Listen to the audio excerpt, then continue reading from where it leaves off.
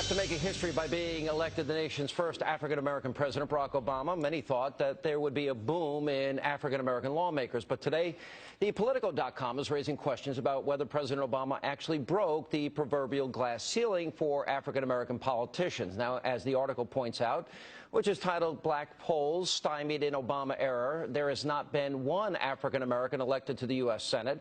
Several lawmakers have either lost races, such as former D.C. Mayor Adrian Fenty, Congressman Kendrick Meek, and Arthur Davis, while others have had their careers end because of scandal, like former Congressman Jesse Jackson Jr. And that's not all. The article essentially blames Obama for the lack of African-Americans in D.C.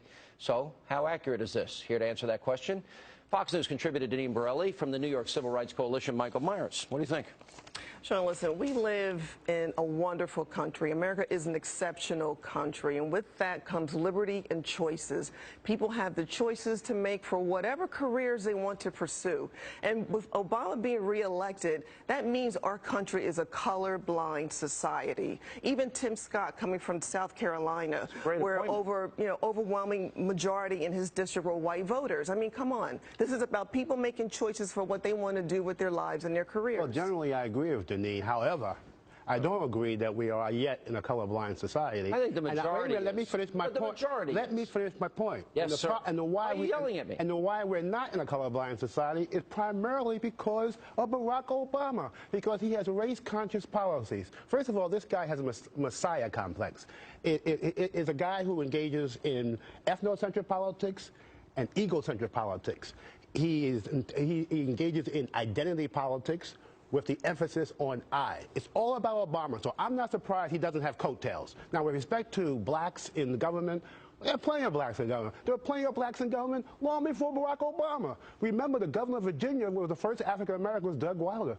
There was other blacks, like Ed Brooke, the United States Senator from Massachusetts. And there are plenty of people who will get elected to office without Barack Obama's help. But the real problem here is why I disagree with Deneen a little bit is Barack Obama has done nothing to break us out of this race-conscious society. He refuses to break up these racially gerrymandered districts. But it seems the people that are suffering most, the poor, middle class, minorities that voted for him, they're suffering the most under his policies. It doesn't seem to be brought up ever. Right, and the media, look at Politico. They didn't mention that. They also didn't mention the fact that there were over 30 black conservatives who ran for office in 2010 for Congress. What about that?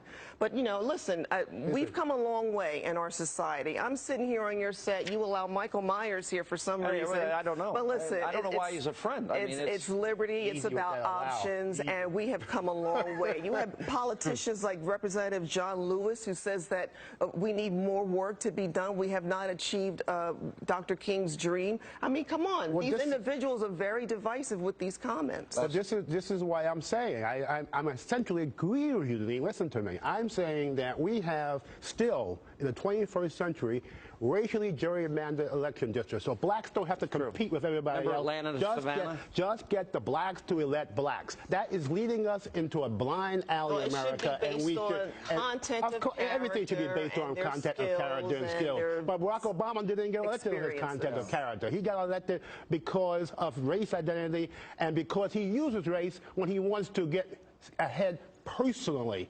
He is the most divisive, polarizing, race-conscious president I've known in my lifetime. Guys, good to see you. Thank you. Appreciate it.